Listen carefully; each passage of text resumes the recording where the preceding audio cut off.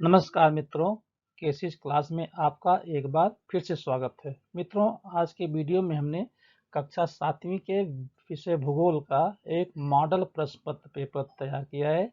आशा है इसे आपको पसंद आएगा और आप इससे लाभ उठाएंगे। तो आइए बिना देरी किए हम वीडियो शुरू करते हैं। कोष्ठक में से उचित शब्द चुनकर रिक्त स्थानों की पूर्ति कीजिए। पहला है, पृथ्वी पर वायु दाब डैश डैश है। कोष्ठक में 4 उत्तर है, समान, असमान, अधिक या कम। इसमें से आपको उचित शब्द इसमें भरना है और वाक्य को पूरा करना है। तो चलिए, इसका सही उत्तर है असमान। तो वाक्य पूरा हुआ, पृथ्वी पर वायु दाब असमान है। अगला देखिए, लघु ज्वार प्रत्येक पक्ष की डैश तिथि को आता है। 4 विकल्प हैं, अष्टमी, पूर्णिमा, अमावस्या और सप्तमी।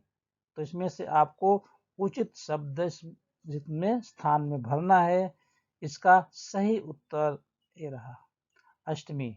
लघु ज्वार प्रत्येक पक्ष की अष्टमी तिथि को आता है। अगला देखिए, अमावस्या से पूर्णिमा तक की कालावधि को डैश कहते हैं। विकल्प देखिए, शुक्ल पक्ष, कृष्ण पक्ष, मित्र पक्ष या ग्रहण पक्ष। इसमें से कौन सा उचित शब्द है वो आपको अनुमान लगाना है। इसका सही उत्तर ये रहा, शुक्ल पक्ष। तो अमावस्या से पूर्णिमा तक की कालावधि को शुक्ल पक्ष कहते हैं। अगला देखिए, पृथ्वी का अपने अक्ष पर चारों ओर घूमने को डैश कहते हैं। विकल्प हैं, परिभ्रमण, परिक्रमण, भासमान, सूर्योदय। इसमें से उचित विकल्प क्या इसमें भरना है वो ये रहा, परिभ्रमण। पृथ्वी का अपने अक्ष पर चारों ओर घूमने को परिभ्रमण कहते हैं।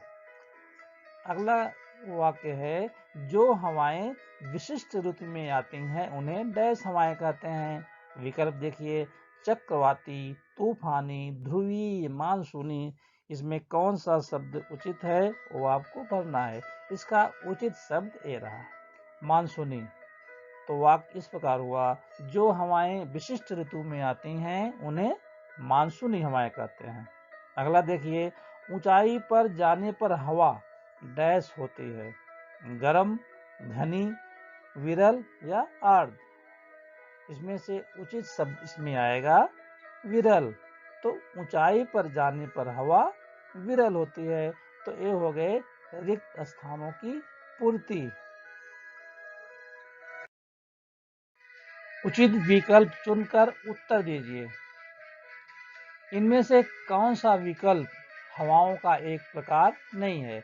ग्रही हवाएं, स्थानीय हवाएं, ठंडी हवाएं, मानसूनी हवाएं।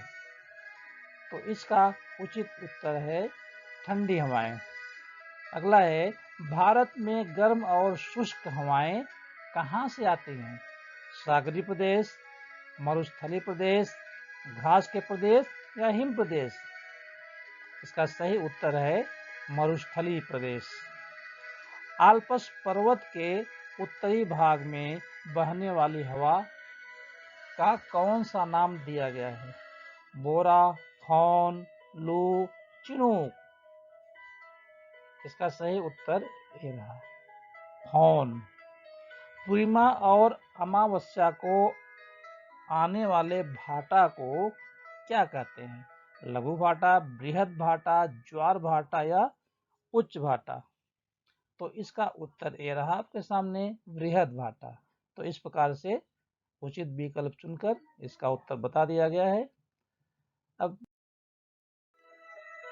इसमें देखिए, निम्नलिखित प्रश्नों के उत्तर एक एक वाक्य में लिखिए। इसमें प्रत्येक प्रश्न जो दिए गए हैं सभी का उत्तर एक एक वाक्य में लिखना है।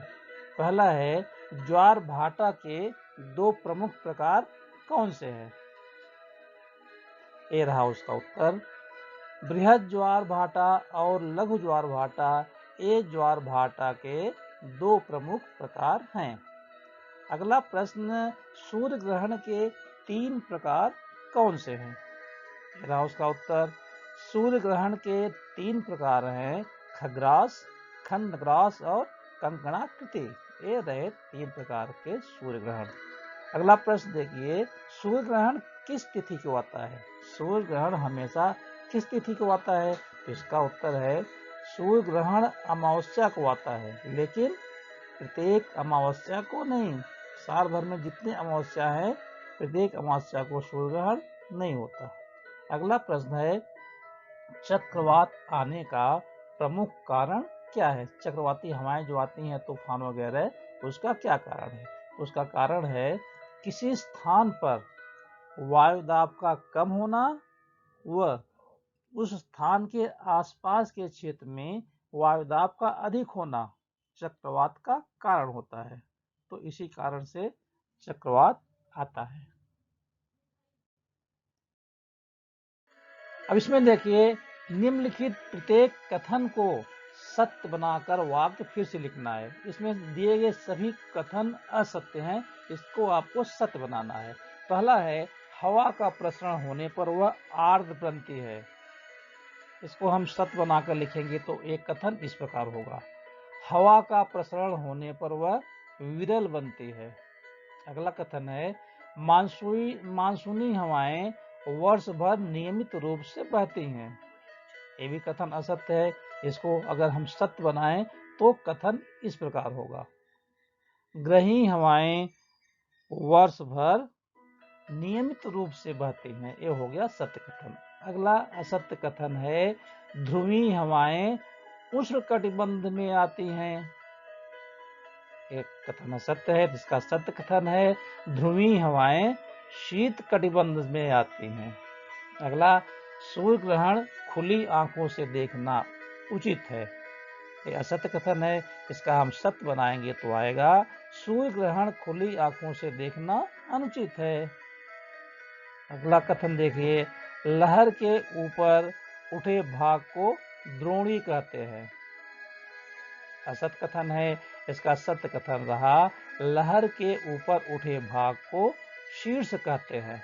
तो ये हो गया असत्य कथन को सत्य बनाकर लिखना।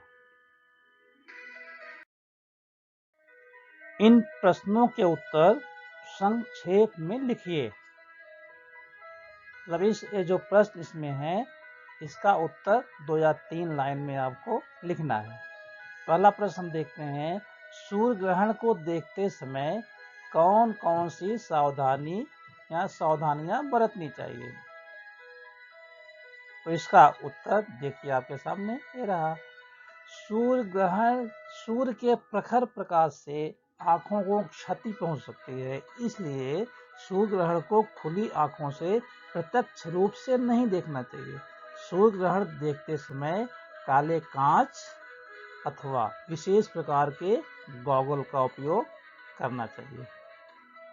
दूसरा प्रश्न है, ज्वार भाटा के अच्छे परिणाम कौन से हैं? ज्वार भाटा के अच्छे बुरे परिणाम दोनों होते हैं, लेकिन इसमें आपको अच्छे परिणाम बताना है।